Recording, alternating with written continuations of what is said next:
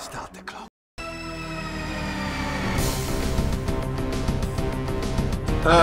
Evening kiddies, Dr. Freedom here with you, time for some Doctor Who news. Oh, lots of interesting stuff going on right now. They're still filming down in Penarth at Cumberstown, Medieval Village.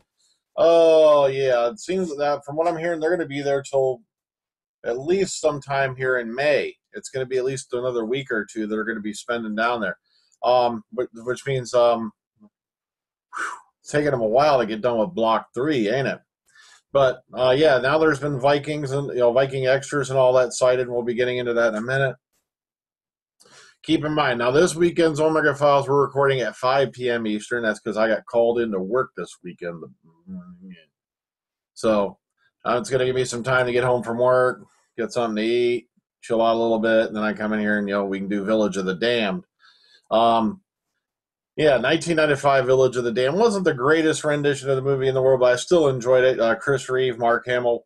It was Chris Reeve's, I believe it was his last movie before he got into the accident with the horse, which left him paralyzed. And he gives a really, really damn good performance in this movie. I think I just have some trouble with the editing and the pacing of the story, but we'll go into that in the podcast, okay? Okay, so let's take a quick look at some of the stuff we got here. Don't worry, there's a lot more photos coming. These are just the ones I have on the system at this point.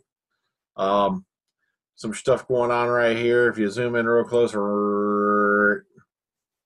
there's some of the gang, getting stuff done there. All right, sure, let's go over here. Jenna Coleman out walking about. Check out the buckle-down boots.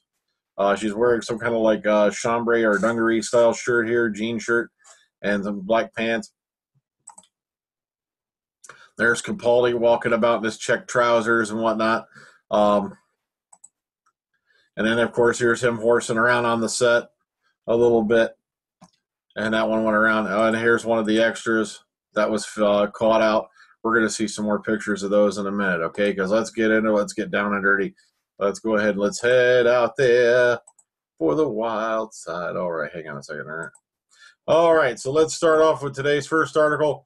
This was over on the Express. Jenna Coleman spends her 29th birthday filming Doctor Who on location with Peter Capaldi. That's right, today was her 29th birthday.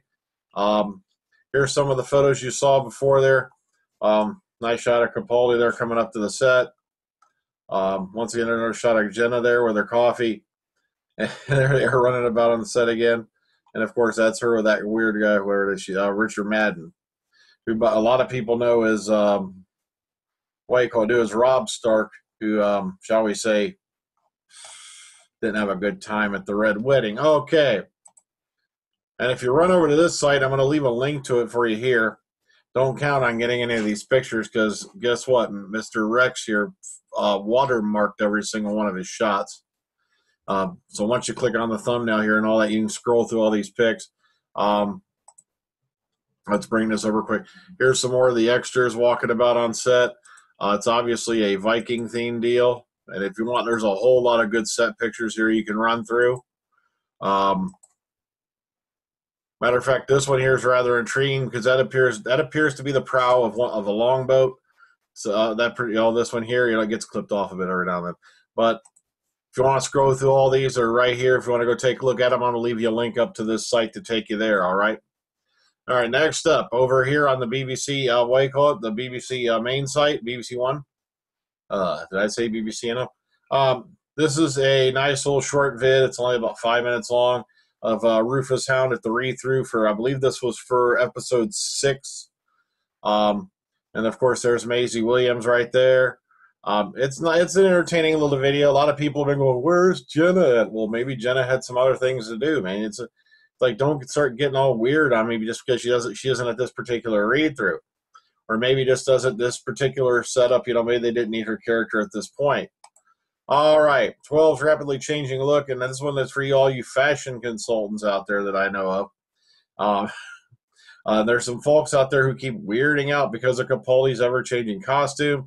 I love this. They go into the quote-unquote black holy jumper, and then you have the black hoodie, the holy jumper combo. And, of course, these are some of the shots from on set right here. That's a little joke. They're predicting the final look, what it'll be like. So if you want to go take a look at this article, it goes into the various, different little fashions that Capaldi's worn so far that we know of. Jumping on over here to the Wales Online, best Doctor Who was Patrick Troughton says David Tennant's father-in-law, Peter Davison, who was also the fifth Doctor. A lot of people seem to assume, well, he's just going to jump up and go David Tennant because he's his son-in-law. No, it turns out his favorite, what he felt was the best Doctor was Patrick Troughton. So that's his opinion. Also, they include a little gallery here if you want to go look at it. Also, there's a nice little interview right here if you want to go read it with Peter Davison. I found it to be pretty entertaining. I think you guys will like it. So don't worry. Link below in the description box will take you there as usual. Okay, jumping on over here. David Tennant clutches his neck after being shot by mystery assassin. And a lot of people read this headline and went, oh my God, as he films pivotal scene on the set of A.K.A Jessica Jones. That's right. Keep in mind, he's playing I think if I remember right, this is a villain character.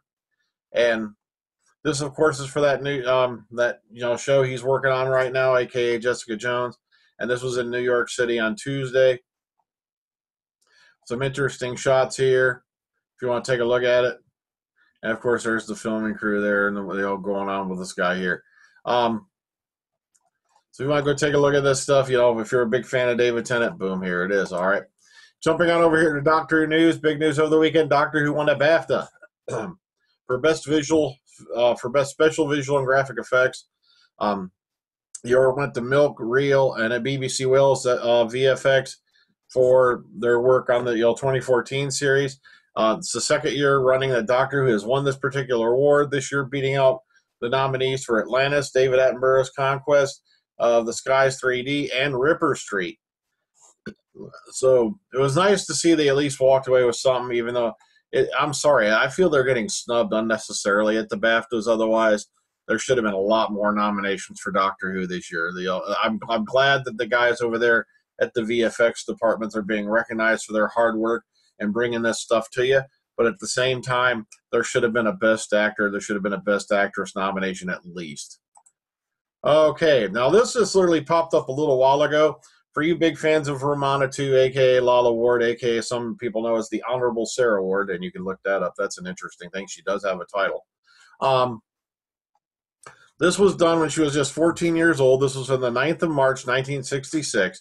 And she was just 14 when she was featured on the BBC Arts program, A Whole Scene Going. First shown on 9th of March, 1966. The film looks at the work of the young poet and artist. The item was directed by John Crome, and who uploaded the feature, which is missing from the BBC archives, to his YouTube channel. So if you want to go take a look at this, you're a big fan of Lalla Ward. It's a kick seeing her so young, and this is long, long, long before she was even thought of being in Doctor Who. Go enjoy it. Okay, this popped up over on the David Tennant News blog spot. Doctor Who comic number 3 is on sale now. Here's a picture of the cover, I believe it is, one of them. Latest issue of Doctor Who Comics on sale in UK now. Explore the wonders of the galaxy with the Doctor and three thrilling news stories. In this issue, Danger Looms. It goes into the little things there. Here's a sneak peek at the 10th Doctor story if you want to take a look at it. And, of course, there's the trailer. So, interesting stuff if you're a comic book fan right now. And lastly, for today, Matt Smith to portray the Duke of Edinburgh. Edinburgh in a new TV series. That's right. It's a bit of an unexpected casting news. Matt Smith is going to play Prince Philip in an upcoming BBC drama. The Crown is a tribute to Queen Elizabeth II's 60-plus-year reign and will play out across 20 episodes in 2 series. Matt is in the final negotiations to portray the Duke of Edinburgh in episodes charting their marriage in 1947 to the early 1960s. Claire Foy, who has previously starred in Wolf Hall as Anne Boleyn and in Upstairs Downstairs as Lady Percy, has already signed up as the Queen. The series is written by Peter Morgan. But if you're into this kind of stuff and you're a real big fan of Matt Smith, yes, it looks like, boom, he signed up to play the Duke of Edinburgh. Maybe you get a kick out of it. It's a nice little historical piece there. Okay, so just a quick reminder, Omega Files this weekend is going to start recording at 5 p.m. Eastern Time. It's going to be Village of the Damned, 1995. You do not have to watch the previous ones to engage in this particular podcast, because frankly, it's probably been over a couple decades since I even watched the 1960 ones. So this is just a movie we're going to go over. We're going to look at John Carpenter's take on this particular tale. And like I said, I just watched it again earlier today. I'm going to watch it again a little bit, probably later this week. And I hope y'all have a blast watching it. Like I said, I know that the movie review podcasts don't get a whole lot of hits, but I really don't care because it's just me and a bunch of guys. We're sitting around talking about movies we love, and we've got, there's nothing really major to talk about Doctor Who wise, and I don't like throwing up a podcast these days, just over stupid, over stuff, willy nilly. It's like, sure, I could throw it up on, oh, look, we've got this pictures from filming, big deal. I don't want to do a podcast where we're just all sitting there staring at pictures and stuff like that. But, I know you probably used to do them back in the day. That's just the way it is now, man. But, okay, so take it easy. Catch you on the flip side.